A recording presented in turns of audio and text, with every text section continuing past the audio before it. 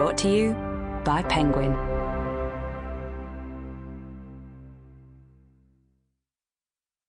The Panic Years by Nell Frizzell. Narrated by the author. Introduction. I woke up on the morning of my 28th birthday, alone, in a single bed, in my mother's spare room, and remembered that my boyfriend of 6 years was no longer my boyfriend. As I lay there, pinned to the bed by the weight of my own heart, I realised that for the first time in a long time, I was alone. Unfamiliar, unsure, and untethered. The morning of my 30th birthday, I woke up in bed with my best friend. She was 5 months pregnant, had a mortgage, and was engaged. I was single, childless, and soon to be made redundant.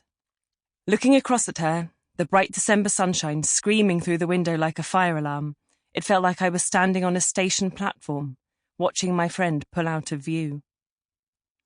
The morning of my 33rd birthday, I woke up in bed beside a man I love, with a 2-week-old baby breathing so gently beside me that for the 578th time in his life I had to reach out a hand and touch his face just to check that he was alive.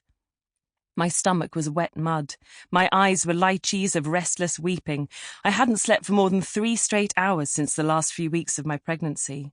I was wearing a sanitary towel the size of a blow-up mattress, and I smelled like fermenting milk. As a pinkish dawn kissed the treetops along the River Lee, I dressed in an extra-large grey men's tracksuit and my boyfriend's socks, slipped out of my baking one-bedroom flat, crossed the bridge into Walthamstow Marshes, faced the sun, and howled. In less time than it took my sister to pass her driving test, I'd undergone a fundamental life change. I threw away the security of a relationship, confronted the finite nature of my fertility, acted at times with careless depravity, and took on, eventually, an entirely new identity. These changes resulted in me having a baby, but whether it's ending a long-term relationship, moving country, changing your career, getting married, or having a breakdown, huge things tend to happen to us during this nameless period, around our late 20s, 30s, and often into our 40s, and many of them are irreversible. Becoming a parent is the only decision that comes with a biological deadline, the one that cannot be reversed. It is therefore the one decision that throws all the others into such sharp focus. You can get a new job, move house, make new friends, find new partners, but once you're a parent for life. And yet, this period has no name. Unlike childhood, adolescence, menopause, or the midlife crisis, we have no common term for the tumult of time, hormones, social pressure, and maternal hunger that smacks into many women like a train at the end of their 20s and early 30s. There's no medical term, no compound German word, nothing in Latin, Arabic, or French.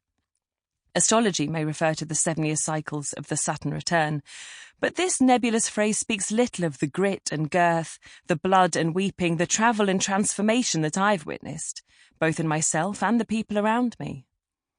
While in the midst of it, you feel as though you're twisting through a web of impossible decisions about work, money, love, location, career, contraception, and commitment, each one pulling like a thread on all the others, impossible to untangle or move through without unravelling the whole thing.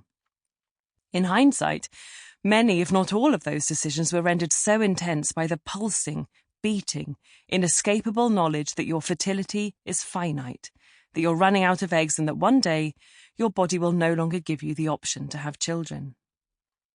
These years are compelled by the eternal question, should I have a baby? And if so, when, how, why, and with whom?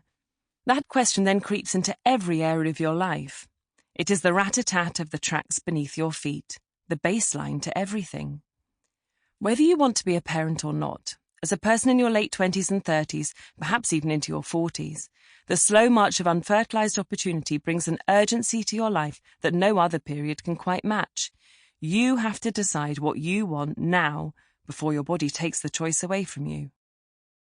That there are several words for adolescence in every major European language, and not a single one for this transformative time in a woman's life, speaks of 2 things.